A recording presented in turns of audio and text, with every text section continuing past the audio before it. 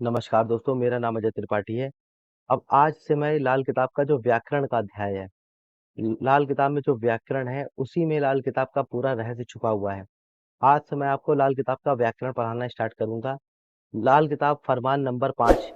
फरमान number 5 में लाल किताब क्या कहती है? जैसे वैदिक ज्योतिष में क्या होता है कि जो कुंडलियां होती हैं, उसमें जो राशि होती है, मान लीजिए अगर आपका जन्म हुआ है सिंह राशि में, तो जन्म लगन सिंह हो जाएगा, तो आपकी कुंडली में खाना नंबर 1 में 5 नंबर लिख जाएगा, जो सिंह राशि का होता है। लेकिन लाल किताब में ऐसा नहीं होता। लाल किताब कहती है कि जब फल कथन करना हो लाल किताब का, तो लाल किताब में खाना नंबर 1 में जो राशि मानी जाती है, वो मानी जाती है मेष। तो ये लाल किताब में बताया है कि हम काल पुरुष की कुंडली को लेकर ही फल कथन करेंगे।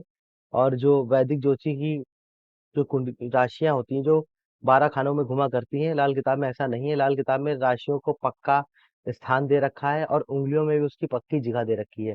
अब ये तो हो गया फरमान नंबर 5 की पहली टॉपिक। अब उंगलियों में लाल किताब ने कहाँ पे जगह दे रखी है, उसके बारे में मैं चर्चा करता हूँ। मेष, वृषभ और मिथुन जब को तर्जनी उंगली में गिनते हैं। कर्क, सिंह और कन्या को अनामिका में गिनते हैं। और तुला, वृश्चिक, धनु को जो है आप छोटी उंगली कनिष्ठा जो उंगली होती है छोटी वाली, उसमें गिनते हैं। मकर, कुंभ और मीन को मध्यमा उंगली जो बड़ी वाली उंगली होती है मध्यमा, उसमें गिनते हैं। तर्जनी उंगली जो होती है वो गुरु की या हुकूमत की उंगली मानी जाती है।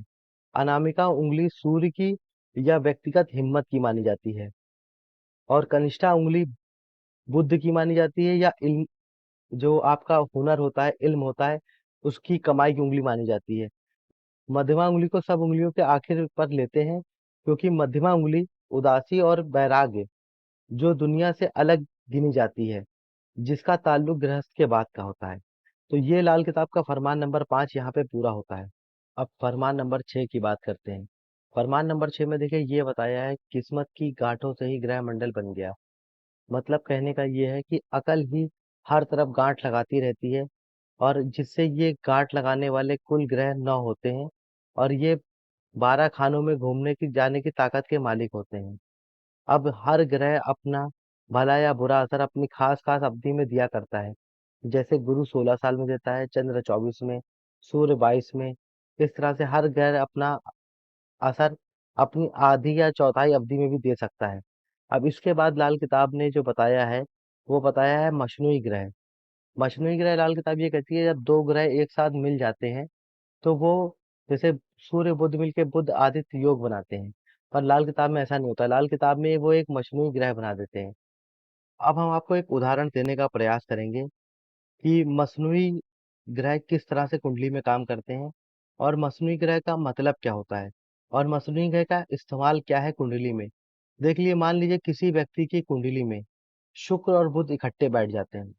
शुक्र और बुध इकट्ठे बैठने का मतलब ये होता है कि उस व्यक्ति की कुंडली में एक तो उसका सूर्य जो उसकी कुंडली में था ही, और दूसरा उसकी कुंडली में मसनूई सूर्य एक बन गया। अब उस व्यक्ति की कुंडली में दो सूर्य हो गए। अब जो पक्का ग्रह सूर्य होगा, वो तो अपने संबंधित चीजों पर असर करेगा, लेकिन जो बनावटी सूर्य होगा, वो दोनों ग्रहों की संबंधित चीजों पर भी असर देगा। मतलब शुक्र और बुध से जो संबंधित चीजें होती हैं, मसनूई ग्रह उनका भी असर देता है। अब मान लीजिए सूर्य पक्का ग्रह है, और शुक्र और बुध मसनूई ग्रह सूरज हो गए। अब दो सूर्य हो गए। अब सूरज जो अब पक्का ग्रह है, वो अपना असर सेहत, तरक्की और खाना नंबर 1 और 5 पर देगा। जो पक्का ग्रह सूर्य होता है हर कुंडली में, वो सेहत, तरक्की और खाना नंबर 1 और 5 पे देता है। लेकिन जो मसनूई शुक्र और बुध मिलने से जो सूर्य बना है, वो अपना असर शुक्र मतलब शादी पे, बुध मतलब लियाकत या इल्म हुनर पे, और खाना नंबर 7 पे भी असर दे के जाएगा। तो इस तरह से मशनूई ग्रह जब किसी कुंडली में बन जाता है, तो वो उस ग्रह का भी असर देगा जो इन दोनों ग्रहों से संबंधित होते हैं। अब मान लीजिए कोई ग्रह नष्ट हो गया, इसी उदाहरण को आगे बढ़ाते हैं। नष्ट ग्रह के वक्त जो मशनूई ग्रह होता है वो काम देता है।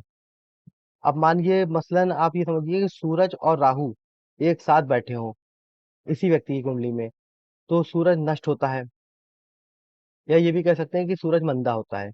तो उसी वक्त अगर शुक्र और बुध भी मुश्तरका एक ही खाने में बैठ गए किसी और घर में, तो सूरज कभी मंदा नहीं होगा, क्योंकि मसनूई सूरज उसके जो असली सूरज होगा, पक्का ग्रह सूरज को मदद दे देगा। इस तरह से मसनूई ग्रह काम करता है।